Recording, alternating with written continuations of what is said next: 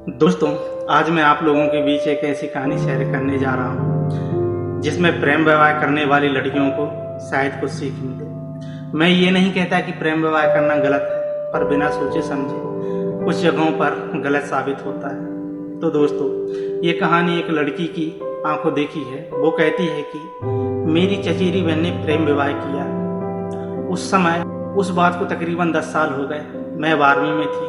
एक बार दीदी बहुत बीमार पड़ गई और उसने दादी से मदद मांगी कि दादी किसी को उसकी सहायता के लिए भेज दें। कुछ दिनों बाद दादी ने बड़े प्यार से मुझसे कहा, बेटा, तेरी बहन की तबीयत ठीक नहीं है। यहाँ पर सभी उसके निर्णय पर खुश नहीं हैं, इसलिए कोई उससे मिलने नहीं जाना चाहता।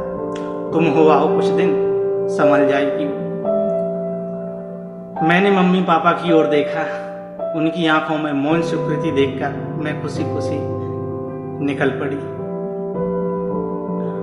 वहां पहुंची तो मैंने देखा छोटा सा 3 कमरों का घर, 4 परिवार। मेरी बहन के कमरे में एक अलमारी और बाकी बहुत सा सामान भरा हुआ था।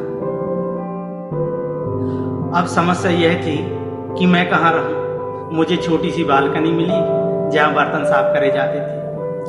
सुबह 5 बजे उठकर जल्दी नहाना पड़ता था क्योंकि एक ही बाथरूम था और दर्जनभर लोग थे। बहन की जिम्मेदारी थी कि शाम का भोजन बनाना। वो जिम्मेदारी बहन ने मुझे दे दी। मुझे बहुत आश्चर्य हुआ कि बहन बीमार है तो खाना तो दूसरी बहुएं भी बना सकती थी। शाम 4 बजे से रसोई लगती, 8 बजे तक खाना बनता। दाल, चावल, सब्जी और 40 फुलके। काम करते करते 10 बज जाते।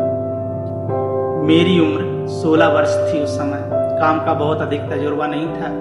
मेरे घर पर सारी सुख सुविधाएं मौजूद थी। भगवान की दया से हम अच्छी आर्थिक स्थिति वाले घर की बेटियां थी। जैसे तैसे इतना काम करने के बाद भी कोई सराहना नहीं मिलती थी, बस कमियां ढूंढी जाती थी खाने में। उस घर के बच्चों के बराबर की थी मैं। बहुत अजीब से लोग थे वहाँ। मुझे पता चला कि स्त्री सिर्फ एक वो मशीन है जो मर्दों को खुश करने के लिए होती है। कुछ दिन बाद दीदी की तबीयत ठीक हो गई और मैंने राहत की सांस ली कि अब मैं यहाँ से जा पाऊंगी। मैंने जाते जाते दीदी से कहा, मैंने सपने में भी नहीं सोचा था कि तुम इन हालातों में रह रही होंगी। दीदी, अगर तुमने लव मैरिज नहीं की होती और चाचा चाची ने तुम्हारी शादी तय की होती तो तुम्हारी यह हालात कभी नहीं होती, क्योंकि वो अच्छे से देखभाल कर अपनी बराबरी वाले घर में तुम्हारी शादी करते और सुख दुख में तुम्हारे साथ भी खड़े रहते। मैं तुमसे बहुत छोटी हूँ दीदी, पर तुम्हारे हालात देखकर समझ गई कि माँ बाप से ज्यादा सगा और अपना कोई नहीं होता। वह तुम्हारे लिए सबसे अच्छा निर्णय ले सकते थे। दीदी, तुमने लव मैरिज की है ना? कुछ नहीं कहा दीदी ने, बस आंखों में आंसू बहते रहे।